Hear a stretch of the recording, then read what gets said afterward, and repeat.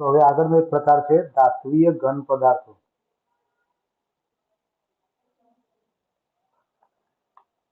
જેને શું કહેવાય? Metallic solid.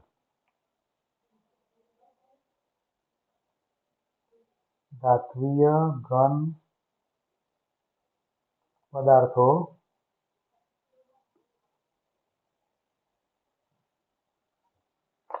Metallic solid.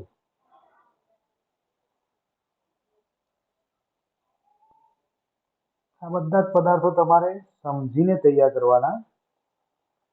સમજશો તો બહુ ગોખવું નહીં પડે. હવે તમે એના નામ ઉપરથી, શબ્દ ઉપરથી એનું વર્ણન યાદ કરવાનું. કે અહીંયા શું લખ્યું છે? ધાત્વિય ઘન પદાર્થો. તો ધાત્વિય ઘન પદાર્થો એટલે સ્વાભાવિક વસ્તુ છે કે અંદર ધાતુ ગુણ ધરાવતા હોય. અને ધાતુ ગુણ ધરાવતા હોય એટલે શું હોય? ધાતુઓ હોય. તો ધાત્વિય ઘન પદાર્થો વિશે નોંધ લખવી હોય એટલે ધાતુ વિશે લખવાની. તો ધાતુમાં જુઓ Fe છે, કોપર છે, સિલ્વર ચાંદી છે, ગોલ્ડ છે, પારો Hg મર્ક્યુરી છે. આ વગેરે ધાતુઓ છે. એટલે વગેરે બધા ધાત્વિય ઘન પદાર્થો છે. બરાબર. હવે આની અંદર થોડું 11મા ધોરણમાં તમે ભણી ગયેલા છો કે ધાત્વિય બંધ એટલે શું? કોની કોની વચ્ચે આ બંધ બને? તો બે શબ્દો તમે 11માં ભણી ગયેલા છો. એક છે પરમાણુ કર્નેલ. પરમાણુ કર્નેલ એટલે મતલબ ધનભાર. અને બીજો તમે ભણ્યા હતા વિસ્થાનીકૃત. વિસ્થાનીકૃત સ્થાનાંતરિત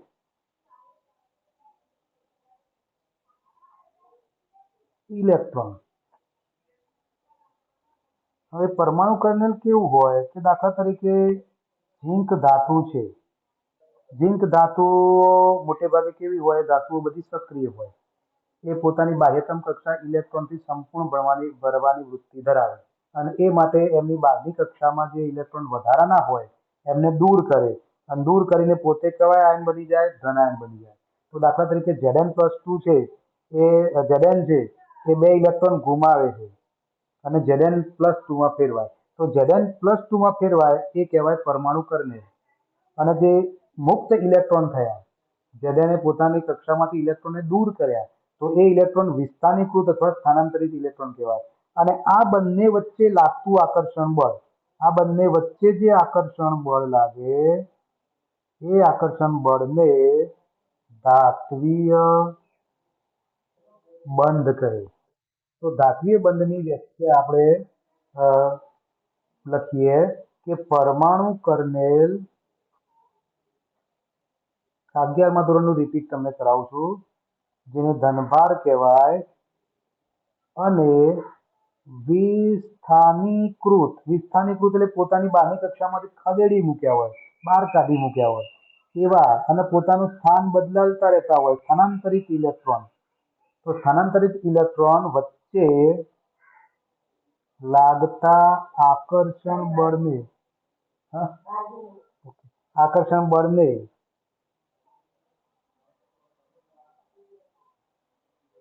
બળને શું કહેવાય? ધાત્વિય બંધ કહે છે.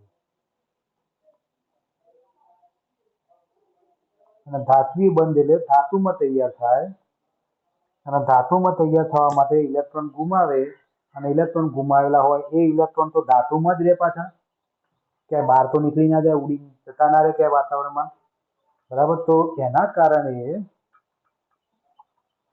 અહીંયા ધાત્વિય બંધ બને છે. દાખલા તરીકે ઉદાહરણ લખીએ કે Zn છે એ Zn+2માં ફેરવાય અને 2 ઇલેક્ટ્રોન એના મુક્ત થયા. માની લો કે અહીંયા એક આ Zn ધાતુની પટ્ટી છે. એ Zn ધાતુની પટ્ટીમાં Zn પોતે શું કરવાના? પોતે પોતાની બહારની કક્ષા ઇલેક્ટ્રોનથી સંપૂર્ણ ભરેલી બનાવવા માટે, મતલબ રાસાયણિક રીતે નિષ્ક્રિય થવા માટે, નજીકના નિષ્ક્રિય તત્વ જેવી ઇલેક્ટ્રોન રચના પ્રાપ્ત કરવા માટે એ પોતે ઇલેક્ટ્રોન ગુમાવશે અને Zn+2માં ફેરવાશે. અને આ બધા Zn+2 એ બધા ઘણા બધા હોય. અહીંયા તો હું આ બધા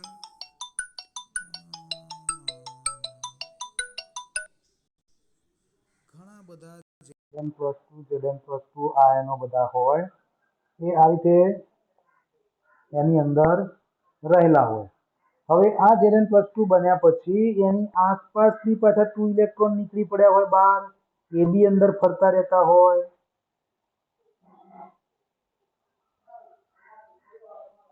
હવે આ જે ઇલેક્ટ્રોન છે એ ઇલેક્ટ્રોન આમ આખા પરમાણુમાં રીતે સમુદ્રની લહેરોની માફક ફર કરતા હોય, દોડ કરતા હોય, સમુદ્રોની લહેરોની જેમ. એટલે આ જે નમૂનો છે એ નમૂનો કેવો કહેવાતો હતો? જેમ તમારી વાત થઈ હતી યાર, કે ઇલેક્ટ્રોન સમુદ્ર નમૂનો કહેવાય. ઇલેક્ટ્રોન સમુદ્ર નમૂનો, સમુદ્રની લહેરોની જેમ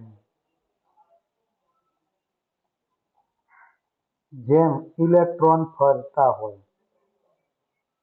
અને એ ઇલેક્ટ્રોન ફરતા હોય એને પરિણામે આ જે ધનાયન વચ્ચે જે અપાકર્ષણ થાય છે એ અપાકર્ષણ થતું નથી અને એ બધા આયનો એક ધાતુની સપાટીમાં જકડાઈ રહે છે.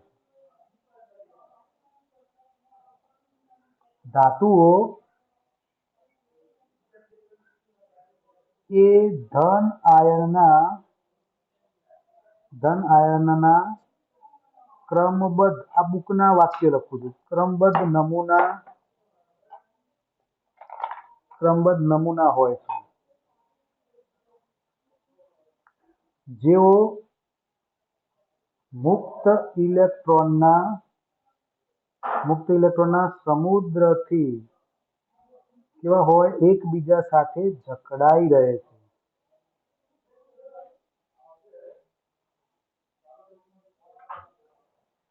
પડી ખબર કે ધાતુની સપાટી, એક ધાતુનો ટુકડો લો તો એમાં ધનાયન બની જાય છે. પછી ધનાયનો બધા એકબીજા પાસે રહે તો પાછી એની વચ્ચે અપાકર્ષણ લાગવાની શક્યતા રહે છે. પરંતુ જે પેલા રખડતા ઇલેક્ટ્રોન હોય એ રખડતા ઇલેક્ટ્રોનનો સમુદ્ર જે હોય, આખો ભરચક એરિયા હોય, એના કારણે બધા ધનાયનો એક ક્રમબદ્ધ રીતે એકબીજા સાથે જોડાયેલા, જકડાઈ થયેલા રહે છે.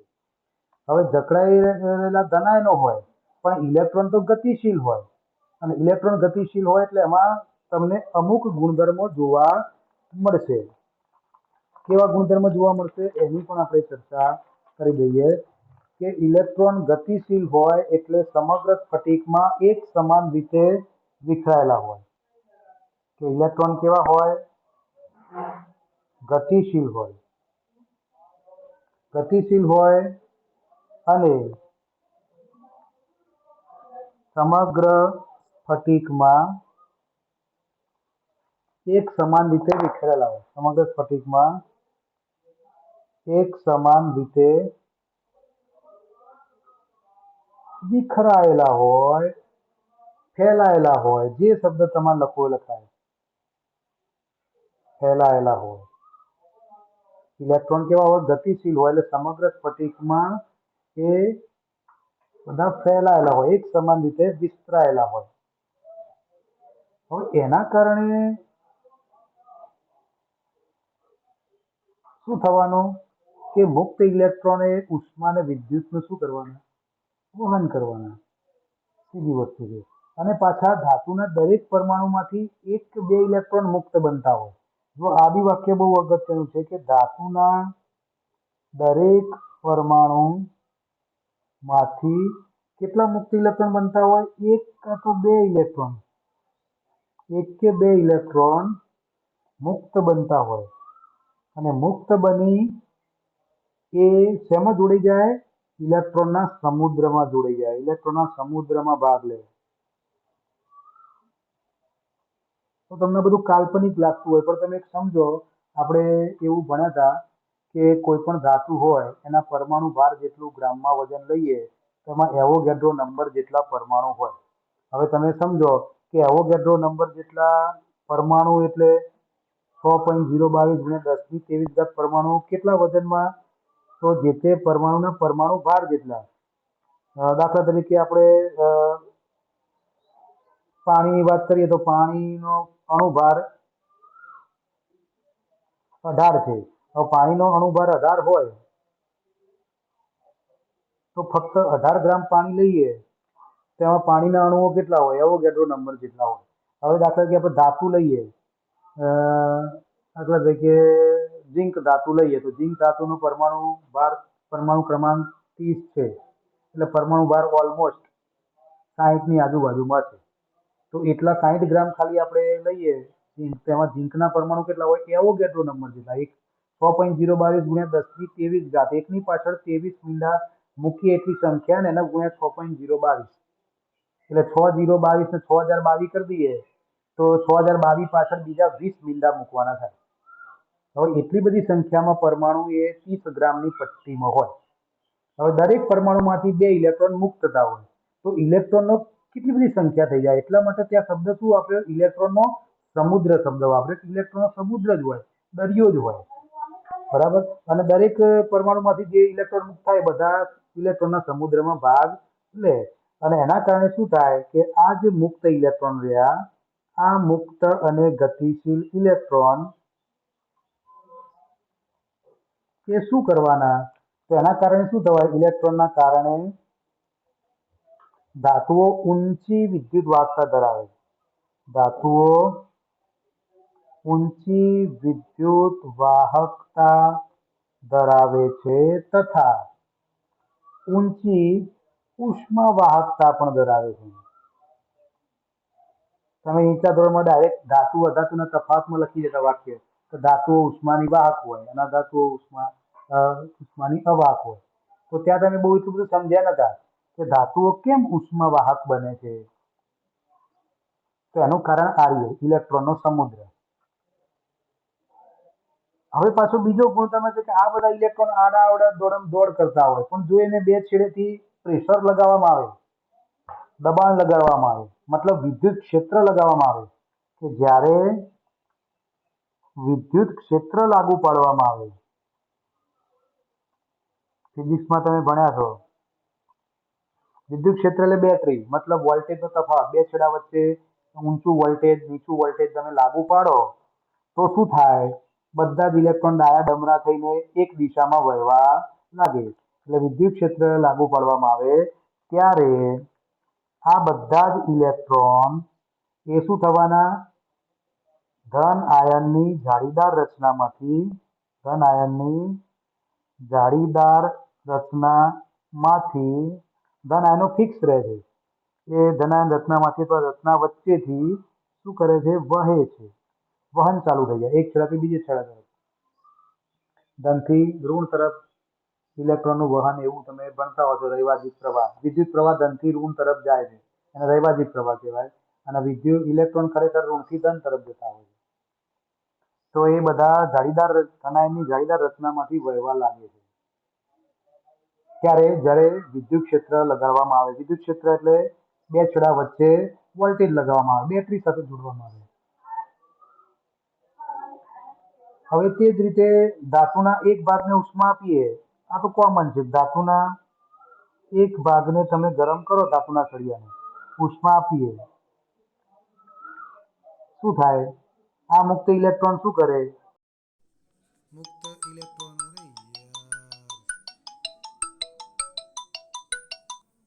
ઇલેક્ટ્રોન શું કરે? ઉષ્મા આપતા આ મુક્ત ઇલેક્ટ્રોન એ ઉષ્માને પકડીને બીજા ભાગ સુધી સમાન રીતે પહોંચાડી દે. આ મુક્ત ઇલેક્ટ્રોન એ ઉષ્મીય ઉર્જાને એક ભાગથી બીજા ભાગ તરફ સમાન રીતે પહોંચાડે છે. આટલું બધું ડીપમાં ના લખવું, તો સીધું લખી દેવાય કે ધાતુના એક ભાગને ઉષ્મા આપીએ તો મુક્ત ઇલેક્ટ્રોન એ ભાગની ઉષ્માને બીજા ભાગ સુધી પહોંચાડે છે, સમાન રીતે પહોંચાડે છે. એટલે મતલબ ધાતુઓ ઉષ્માની વાહક હોય, ધાતુઓ ઉષ્માની વિદ્યુત વાહક હોય. તે સિવાય ધાતુઓ દેખાવે કેવી હોય? તો ચરકાટ ધરાવે છે. તો ચરકાટ ધરાવવાનું કારણ પણ એક છે. કેટલાક કિસ્સામાં તો રંગ ધરાવે છે. કેટલાક કિસ્સામાં તે શું ધરાવે છે? રંગ ધરાવે છે. એ રંગ ધરાવે છે એનું પણ કારણ તેમાં રહેલા મુક્ત ઇલેક્ટ્રોન. એનું કારણ મુક્ત ઇલેક્ટ્રોન છે. હવે ધાતુઓ કેવી હોય પાછી? ટીપનીય હોય, મતલબ ટીપીને પતરા બનાવી શકાય. પતરા તો શું, વરખ બનાવી શકાય પાતળી, ચાંદીની વરખ, સોનાની વરખ તમે મીઠાઈમાં જોઈએ છે કે ધાતુઓ ટીપનીય હોય, ધાતુઓ તન્ય હોય, મતલબ તણાવપણાનો ગુણધર્મ ધરાવે, ટીપાવપણાનો ગુણધર્મ ધરાવે.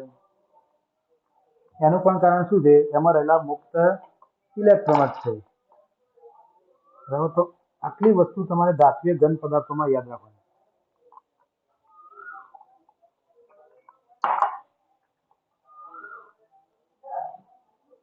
ટૂંક સમયમાં લિંક પૂરી થઈ જશે, પછી આપણે બધા એમાં જોઈન કરી દેજો.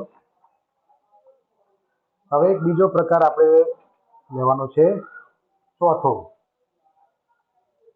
સહસંયોજક. બહુ મજાનો સહેલો થિયરિકલ, કોવેલન્ટ. આ પાઠ એવું મજાનો તમે ઇઝીલી યાદ રહી જાય. અથવા તમને એવું લાગે કે આ તો બધી ખબર છે. જાળીદાર ઘન પદાર્થો, મતલબ નેટવર્ક સોલિડ. બરાબર, નેટવર્ક સોલિડ. તો હવે આપણે એ ભણીએ. આપણે નવેસરથી લિંક મોકલી હવે, એટલે આપણે વિડીયોમાં આટલાથી સુધી બ્રેક પડે.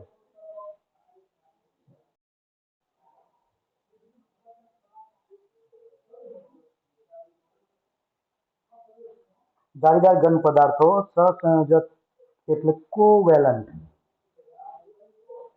VLENT. જાળીદાર ઘન પદાર્થો નેટવર્ક સોલિડ. બહુ સહેલું છે. સૌથી પહેલું આમાં અગત્યની વાત શું છે કે આ ઘન પદાર્થમાં ઘટક કણો તરીકે પરમાણુ હોય છે.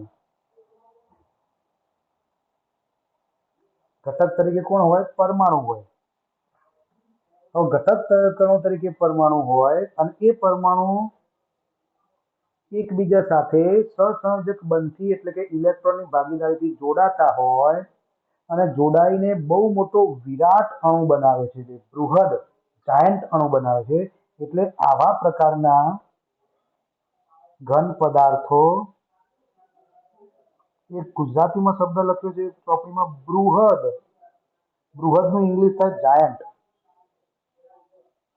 મતલબ વિશાળ, ખૂબ મોટા અણુઓ હોય છે. અણુ પણ કહેવાય છે. આવા પ્રકારના ઘન પદાર્થો બૃહદ અથવા જાયન્ટ અણુ પણ કહેવાય છે. બરાબર, અણુ પણ કહેવાય છે.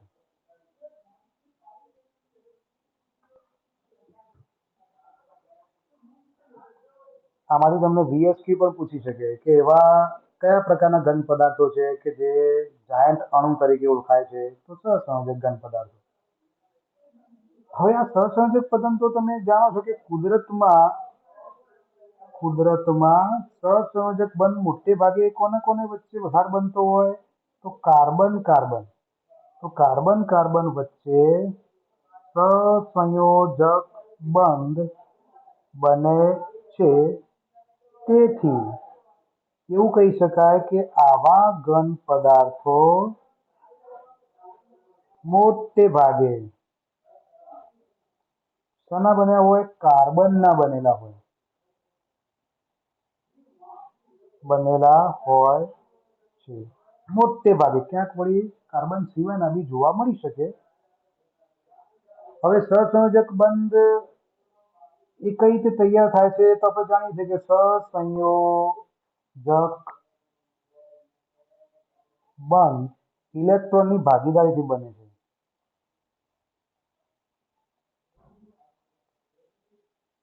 છે. તેથી તે બંધ કેવો હોય? પ્રબળ હોય. પ્રબળ બંધ હોય છે. અને પ્રબળ બંધ હોય અને પાછા અને સ્વભાવે કેવો હોય? દિશામય હોય, ડાયરેક્શનલ, સદિશ કહેવાય. દેશી ભાષામાં સમજવું હોય. સ્વભાવે દિશામય હોય છે. આથી આવા ઘન પદાર્થમાં જે પરમાણુ હોય એ પરમાણુઓ એકબીજા સાથે ખૂબ પ્રબળતાથી જકડાયેલા હોય.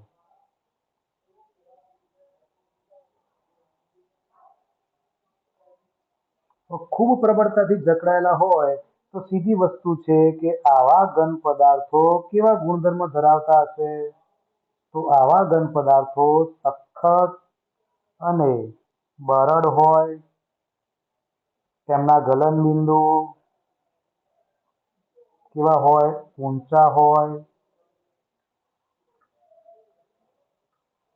તેઓ ગલન પહેલા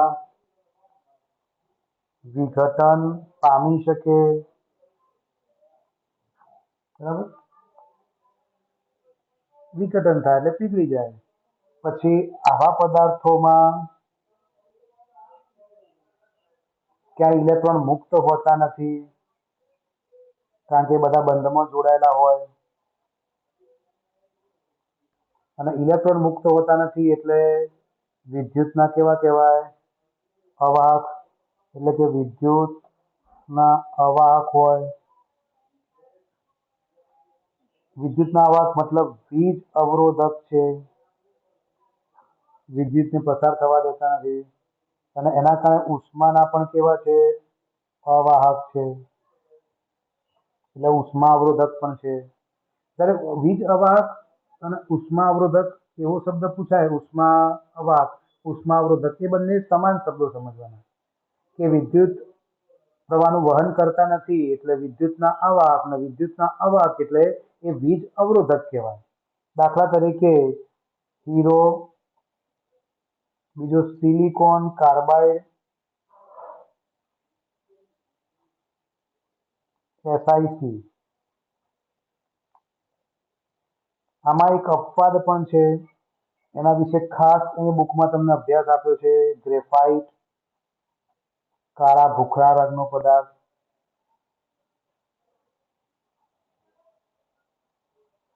કાળા ભૂખરા રંગનો પદાર્થ છે ગ્રેફાઇટ. એ ગ્રેફાઇટ ઓછું અને વિદ્યુત ઉષ્માનો સુવાહક છે. વાહક છે.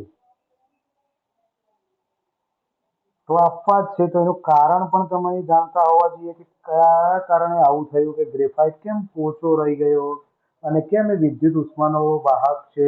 એમાં તો એવી કેવી ગોઠવણી થઈ, એમાં તો મુક્ત ઇલેક્ટ્રોન કઈ રીતે જુદા પડી ગયા કે જેને પરિણામે તે વિદ્યુતનું વહન કરતો થઈ ગયો. તો બહુ જ સરસ બુકમાં આકૃતિ સાથે સમજાયું છે કે જેમાં ગ્રેફાઇટમાં કાર્બન કાર્બન પરમાણુઓ ની ગોઠવણી સ્તરીય હોય. કાર્બન કાર્બન પરમાણુની ગોઠવણી સ્તરીય હોય. દેશી ભાષામાં સમજવું હોય તો કાર્બન પરમાણુ જુદા જુદા સ્તરમાં ગોઠવાયેલા હોય. ઉપર એક સ્તર હોય, નીચે બીજું સ્તર, નીચે ત્રીજું સ્તર. જેમ એક ટાઇલ્સ ઉપર બીજી ટાઇલ્સ મૂકીએ, એના પર ત્રીજી ટાઇલ્સ મૂકીએ, એવું સળંગ પદાર્થ નહીં, એક ઉપર એક એ સ્તર ગોઠવાયેલા હોય છે. અને બીજું, અને દરેક કાર્બન પરમાણુ બીજા 3 પાડોશી કાર્બન પરમાણુ, એક કાર્બન પરમાણુ બીજા 3 પાડોશી કાર્બન પરમાણુ સાથે સહસંયોજક બંધ બનાવે છે. એટલે એક કાર્બન 3 કાર્બન પરમાણુ સાથે જકડાયેલો હોય. તો શું થયું? તો દરેક પરમાણુનો ચોથો સંયોજકતા ઇલેક્ટ્રોન, એ શું થવાનો? મુક્ત રહેવાનો. અને એ બે સ્તરો વચ્ચે બે સ્તરો વચ્ચે હાજર હોય અને મુક્ત રીતે હરીફરી શકે છે, અને મુક્ત રીતે હરીફરી શકતો હોય તો આ મુક્ત ઇલેક્ટ્રોનના કારણે શું થાય છે? ગ્રેફાઇટ એ પોતે વિદ્યુત અને ઉષ્માનો વાહક બને છે. વિદ્યુત ઉષ્મા વાહક બને છે. પાછું એની અંદર સ્તરો કેવા હોય? તો કાર્બનના અલગ અલગ સ્તરો એકબીજા પર શું કરે છે? સરકી શકે છે. સરકી મતલબ સ્લાઇડ કરે, સરકી શકે છે. અને સરકી શકે છે એના કારણે તેથી ગ્રેફાઇટ એ કેવું બને છે? પોચું બને છે. અને બીજું શું કરે છે? પાછું સારું ઊંજણ બને છે. ઊંજણ મતલબ લુબ્રિકેન્ટ. પોચું અને સારું ઊંજણ બને છે. તમે નીચલા ધોરણમાં ભણી ગયેલા તો ગ્રેફાઇટ એ યંત્રોમાં ઊંજણ તરીકે વપરાય. ઊંજણ મતલબ લુબ્રિકેન્ટ, ઓઇલિંગ તરીકે. હવે તમને પ્રશ્ન થવો જોઈએ કે કેવી રીતે સાહેબ, આ તો ઘન પદાર્થ છે, તો એ ઊંજણ કેવી રીતે બને? ઓઇલ તો પ્રવાહી ના હોય. હા, ઓઇલ તરીકે ખૂબ જ ચીકણો પદાર્થ તરીકે આપણે સાધનોની અંદર એન્જિનમાં એ ઓઇલ નાખતા હોઈએ છીએ, અને એનાથી થોડો વધારે લુબ્રિકેન્ટ પદાર્થ છે ગ્રીસ, એ ગ્રીસ પણ લગાવતા હોય. પણ આ બંને પદાર્થો ક્યારે નિષ્ફળ જાય છે યંત્રોમાં? કે જે યંત્ર મશીનરી પુષ્કળ ગરમ થતી હોય, કે જ્યાં બહુ ઊંચું ટેમ્પરેચર થતું હોય, ત્યાં ઓઇલે ઉડી જાય, ગ્રીસે ઉડી જાય. તો એ સ્થિતિમાં ઊંજણ તરીકે યંત્રોને ઘસારો પડતો અટકાવવા માટે એમની વચ્ચે ગ્રેફાઇટનો પાવડર પૂરવામાં આવે છે. અને એ ગ્રેફાઇટ શું કરે છે? એકબીજાના સ્તરો એકબીજા ઉપર સરકી શકે છે, એટલે ત્યાં લુબ્રિકેન્ટ તરીકે કામ આવે છે. આવું વિશિષ્ટ ગ્રેફાઇટ છે. બુકમાં એની આકૃતિ તમને આપી છે. હું તમને બુકમાં એની આકૃતિ બતાવું છું. દોરતો નથી કારણ કે બહુ ટાઈમ જાય એવું છે અને અઘરી પડે એવી છે, પણ ખાલી આપણે સમજવા કે જો આ ગ્રેફાઇટ છે.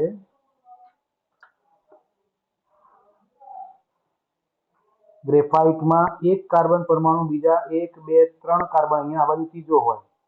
જનરલ તમે જુઓ સેન્ટરમાં છે 1, 2 અને 3 કાર્બન પરમાણુ સાથે જોડાયેલા છે. ચોથો જે કાર્બન પરમાણુ ચોથી સંયોજકતા છે એ પાછો ઇલેક્ટ્રોનના બધા સ્તરો વચ્ચે ફરતો રહેતો હોય. આ બધા બે પરમાણુ વચ્ચે અહીંયા આ બંને સ્તરો વચ્ચે આવે. આ એક સ્તર છે, બીજું સ્તર છે. એ બંને સ્તર વચ્ચે કેટલું ડિસ્ટન્સ હોય છે? 340 પીએમ. પીએમ એટલે શું? Prime minister. પિકોમીટર. પીએમ એટલે શું થાય? પિકોમીટર. હા, અને 1 પિકોમીટર એટલે 10 કેટલી ઘાત થાય માઇનસમાં? 10 ની ઘાત. નેનો પછીનો એકમ આવે. તો એટલો બધો સૂક્ષ્મ છે, અહીં આકૃતિમાં બહુ મોટો બતાવે. વાસ્તવમાં 340 પિકોમીટર, 340 ગુણ્યા 10 - 12 મીટર. બહુ સૂક્ષ્મ ભાગ કહેવાય. અને બે કાર્બન વચ્ચે એનું ડિસ્ટન્સ 141.5 પિકોમીટર છે. તો આ બધા સ્તરો એકબીજા ઉપર સરકી શકે છે, અને આ બધા સ્તરો વચ્ચે એક ચોથો પરમાણુનો ચોથો સંયોજકતા ઇલેક્ટ્રોન ગયો. કાર્બનની બહારની કક્ષામાં 4 સંયોજકતા ઇલેક્ટ્રોન હોય, એ પૈકી 3 ઇલેક્ટ્રોન 3 કાર્બન પરમાણુ સાથે બંધમાં વપરાઈ ગયા, અને ચોથો ઇલેક્ટ્રોન છે મુક્ત ફરતો હોય બધા સ્તરો વચ્ચે. એટલે ગ્રેફાઇટ વિદ્યુતનું અને ઉષ્માનું વાહક બને છે, અને સ્તરો એકબીજા ઉપર સરકી શકતા હોવાને કારણે ગ્રેફાઇટ પોચું પણ બને છે, અને લુબ્રિકેન્ટ ઊંજણ તરીકે પણ વપરાય છે. જ્યારે હીરામાં શું થાય છે કે હીરામાં એક કાર્બન પરમાણુ બીજા 4 કાર્બન પરમાણુ સાથે ત્રિપરિમાણીય જાળીદાર રચનામાં જોડાય છે. સમચતુષ્ફલકીય આકારે જોડાય છે. ત્રિપરિમાણીય સમચતુષ્ફલકીય આકારે એક કાર્બન પરમાણુ બીજા 4 કાર્બન પરમાણુ સાથે જોડાય છે. હવે એ જ આ કાર્બન પરમાણુ બીજા 4 કાર્બન પરમાણુ સાથે જોડાય, આ બીજા 4 કાર્બન પરમાણુ સાથે પણ જોડાય, અને આ બીજા 4 કાર્બન પરમાણુ સાથે જોડાય. અને આ પણ બીજા 4 કાર્બન પરમાણુ સાથે જોડાય. એટલે એક એક કાર્બન પરમાણુ બીજા 4 કાર્બન પરમાણુ સાથે જોડાવાને કારણે અને પાછો ત્રિપરિમાણીય જાળીદાર રચના બનાવે છે. એટલે ગ્રેફાઇટ અત્યંત મજબૂત હોય છે. એમાં મુક્ત ઇલેક્ટ્રોન હોતા નથી, એટલે ઇલેક્ટ્રોન વિદ્યુતનો એ અવાહક હોય છે. અને એમાં એક કોઈ સ્તર હોતા નથી કે જેથી એકબીજા ઉપર સરકી શકતા નથી, એટલા માટે એ અત્યંત મજબૂત હોય છે અને લુબ્રિકેન્ટ તરીકે વાપરતો નથી. હીરો એટલો બધો મજબૂત છે કે લોખંડમાં કાણું પાડવું હોય તો હીરા કણી વપરાય છે. જે સારડી હોય, સારડીના આગળના ભાગે હીરો લગાડવામાં આવે અને એ હીરાથી લોખંડમાં પણ કાણું પાડી શકાય છે. હીરા ઉપર પેલ પાડવા હોય તો એના માટે હીરા કણી જ વપરાય. હીરાને હીરા સાથે જ ઘસવામાં આવે ત્યારે હીરા ઉપર પેલ પાડી શકીએ અને સરસ આકાર આપણે આપી શકીએ છીએ. શુદ્ધ હીરો હોય તો એટલો બધો મજબૂત પદાર્થ હોય છે. હવે ત્યાર પછી આટલું જે ભણ્યા એનું એક સરસ પુનરાવર્તન તમને આપ્યું છે અને એ પુનરાવર્તન માટે તમને એક કોઠો આપ્યો છે. હવે બધા એ કોઠોનો અભ્યાસ કરી લો. બરાબર, તમને હું બુકમાંથી જ સમજાવી દઉં છું, લખતો નથી. સૌથી પહેલા જુઓ કેટલા પ્રકારના ઘન પદાર્થોના પ્રકાર તમે કયા કયા ભણ્યા. સ્ફટિકમય ઘન પદાર્થના, અસ્ફટિકમય બી તમે આગળ ભણી ગયા. બરાબર, તો સ્ફટિકમય ઘન પદાર્થના પ્રકારમાં પહેલો પ્રકાર આપણે કયો લીધો તો આણ્વીય ઘન પદાર્થ. બીજો પ્રકાર આયનીય ઘન પદાર્થ. ત્રીજો પ્રકાર સહસંયોજક જાળીદાર ઘન પદાર્થ. ચોથો લઈએ તો ત્રીજો આવે ધાત્વીય ઘન પદાર્થ. ધાત્વીય ઘન પદાર્થ. ચલો ફરી એક વાર રિપીટ કરી દઉં છું કે તમે મગજમાં વર્ગીકરણ તૈયાર રાખજો કે પહેલો આણ્વીય ઘન પદાર્થ, બીજો આયનીય ઘન પદાર્થ, આયનીય જોડે ત્રીજો સહસંયોજક યાદ રહેતો સહસંયોજક, અને ચોથો ધાત્વીય. ત્રીજો ધાત્વીય યાદ રહેતો, ચોથો સહસંયોજક. સહસંયોજકનું બીજું નામ છે જાળીદાર ઘન પદાર્થો. સહસંયોજક ઘન પદાર્થો અથવા જાળીદાર ઘન પદાર્થો, ધાત્વીય ઘન પદાર્થો, આયોનિક ઘન પદાર્થો, આણ્વીય ઘન પદાર્થો.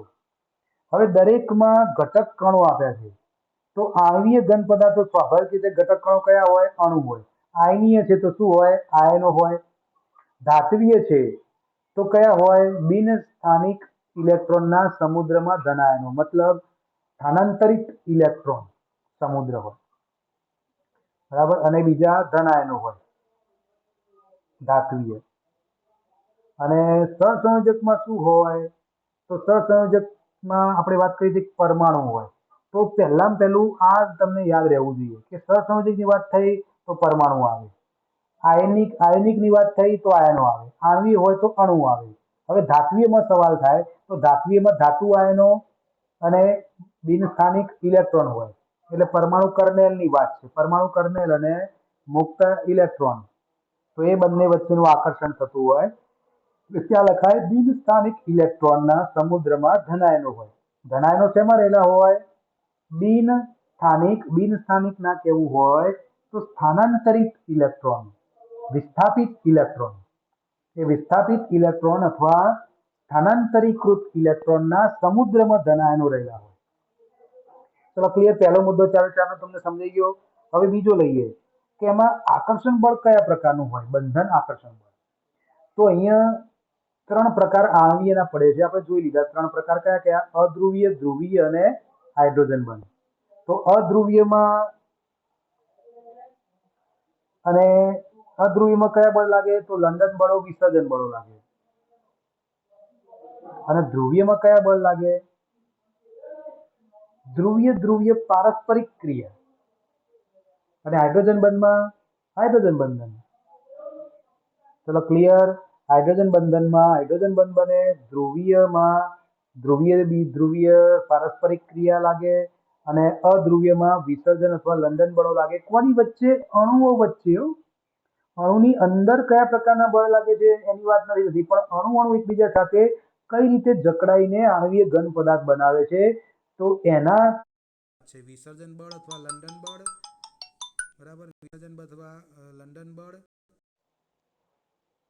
બરાબર, અથવા હાઇડ્રોજન બંધ કે દ્વિધ્રુવીય પારસ્પરિક ક્રિયા. એના આધારે એના કેટલાક પ્રકારો મેં લખ્યા છે કે હિલિયમ છે, આર્ગોન છે, CCl4 છે.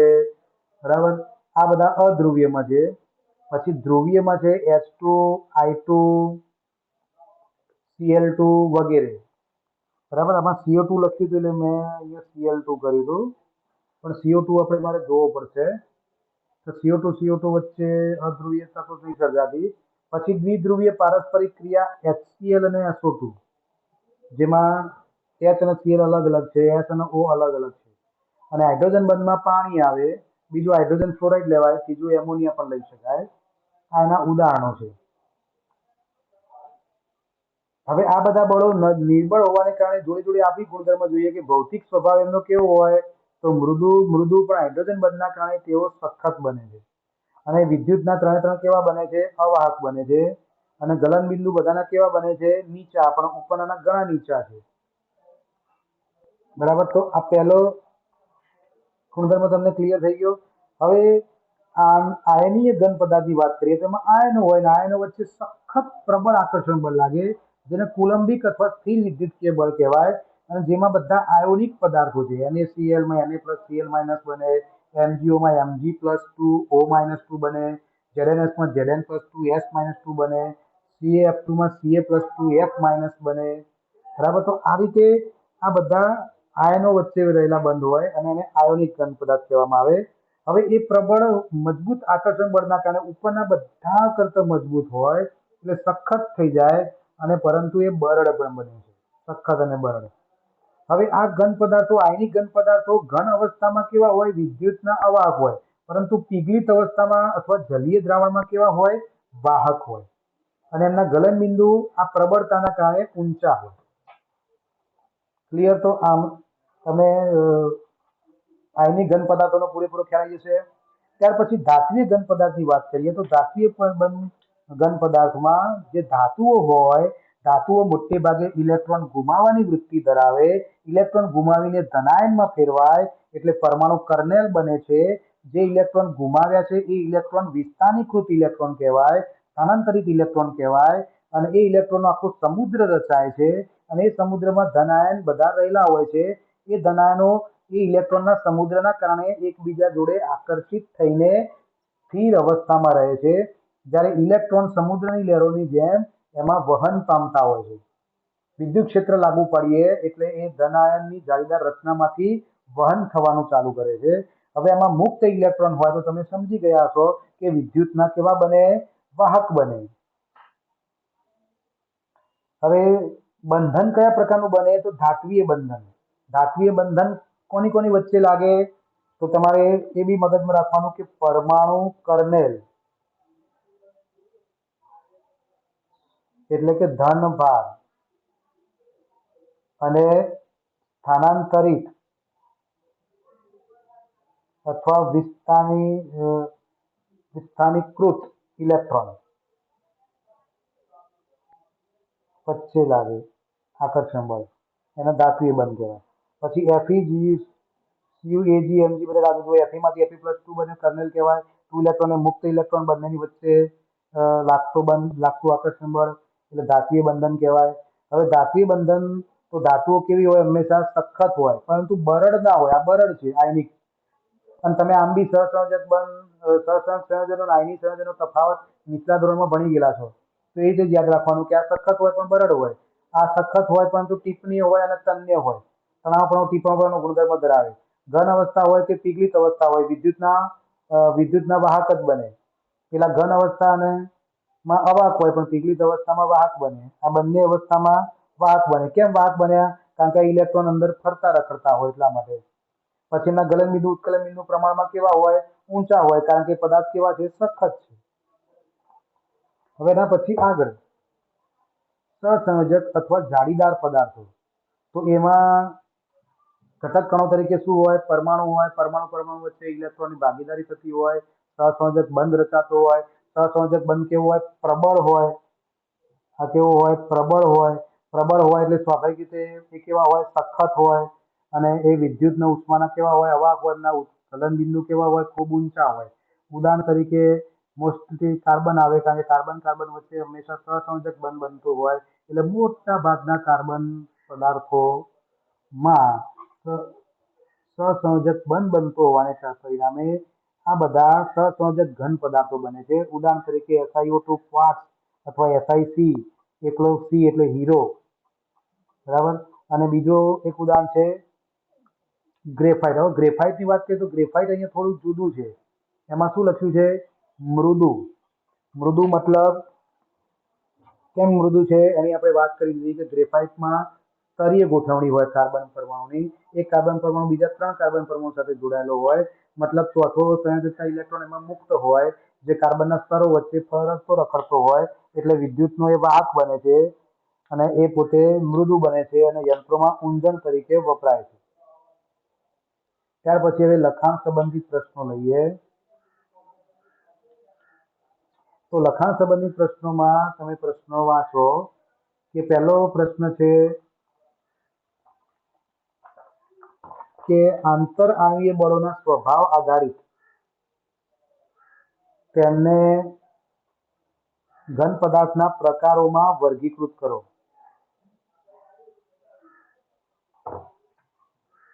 બરાબર. તો ઘન પદાર્થોના પ્રકારોમાં એને વર્ગીકૃત કરીએ તો ચલો પહેલો શેમાં આવશે?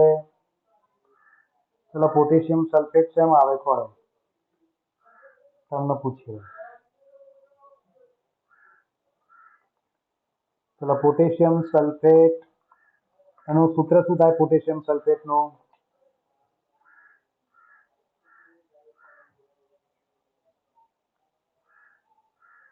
અવાજ આવે ને મારો?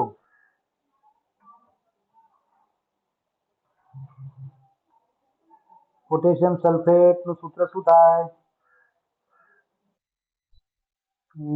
ના, પોટેશિયમ એટલે K2SO4 કહેવાય. શું કહેવાય? K2SO4. તમે ધનાયન ઋણાયનો બનાવેલા નથી તમે નોટમાં? ચલો હું તમને આજે ફ્રી પડું ને તો તમને ધનાયન ઋણાયનો જે સૂત્રોમાં મોસ્ટલી વપરાય છે ને એ તમને મોકલી દઉં. K2SO4 એટલે પોટેશિયમ સલ્ફેટ. આમાં K+1 હોય ને SO4 -2 હોય એટલે K2SO4 બને. તો K2SO4 સીધી વસ્તુ છે કે એમાં શું બન્યું? આયનો બન્યા. તો આયનો બન્યા તો એ કયા વિભાગમાં આવે?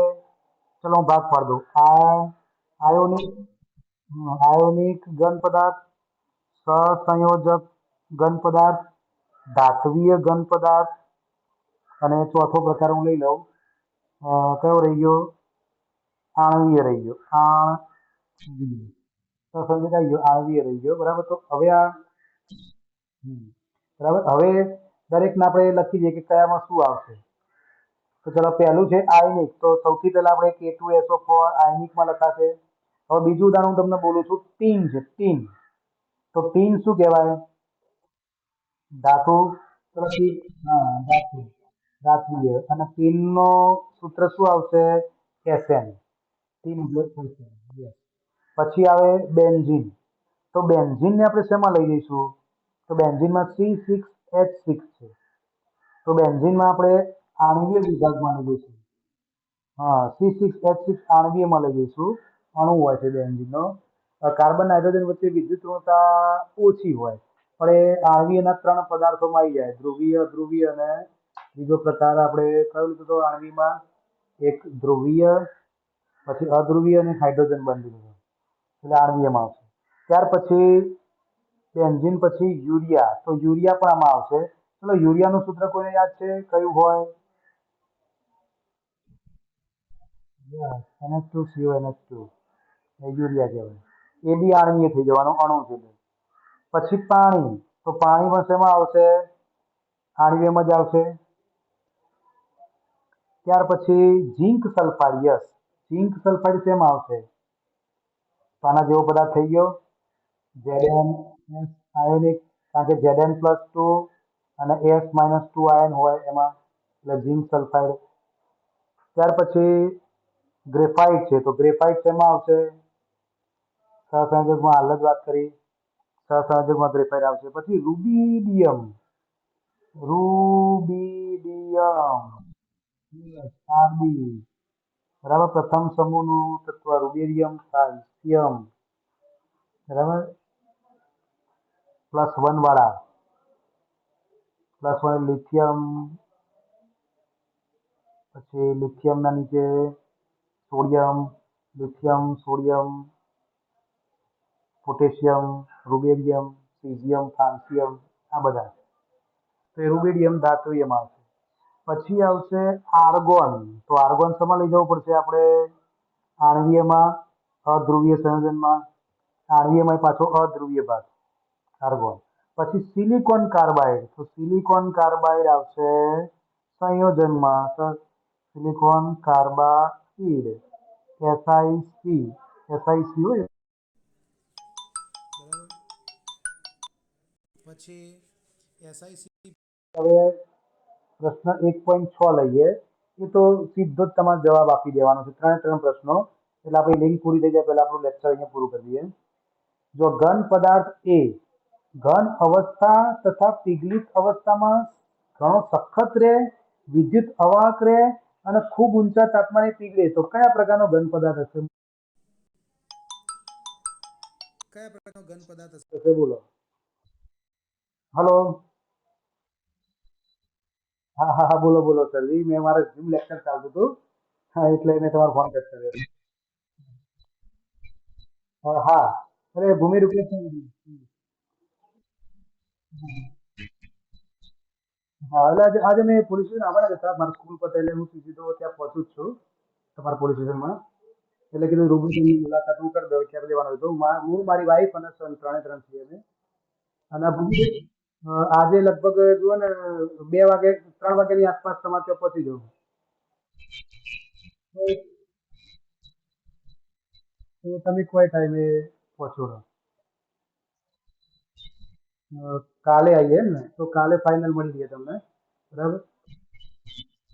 કાલે સવારે 10:30. Okay, final. સવારે 10:30 તમે ત્યાં ટચ થઈ જશે. શું નામ સાહેબ આપનું?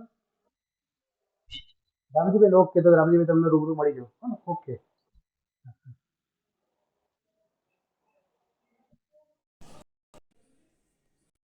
હા. જો હવે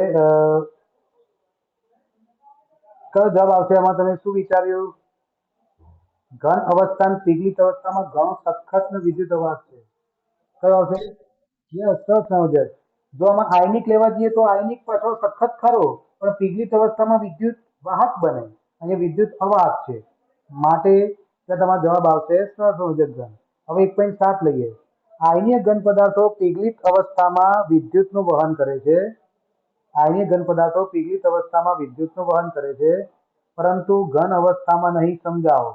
તો હાલ જ આપણે વાત કરી દીધી કે ઘન અવસ્થામાં આયનો વચ્ચે શું હોય? પ્રબળ આકર્ષણ બળ હોય, એકબીજા સાથે મજબૂત રીતે જકડાયેલા હોય, એટલે મુક્ત બની શકતા નથી. તેને કારણે તે વિદ્યુતનું વહન કરી શકતા નથી.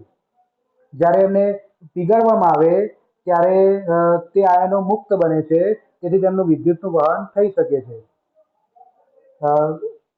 પછી છેલ્લો પ્રશ્ન, કયા પ્રકારના ઘન પદાર્થો વિદ્યુત વાહકના ટીપણીય અને તન્ય હોય? તો ટીપણીય હોય, તન્ય હોય, વિદ્યુતનો વાહક એટલે ધાત્વીય થયા, ધાતુનો ગુણધર્મ. તો એ ધાત્વીય ઘન પદાર્થો કહેવાય. બરાબર. ઓકે. તો ચલો આજનું એ કામ આપણે અહીંયા પૂરું કરીએ છીએ.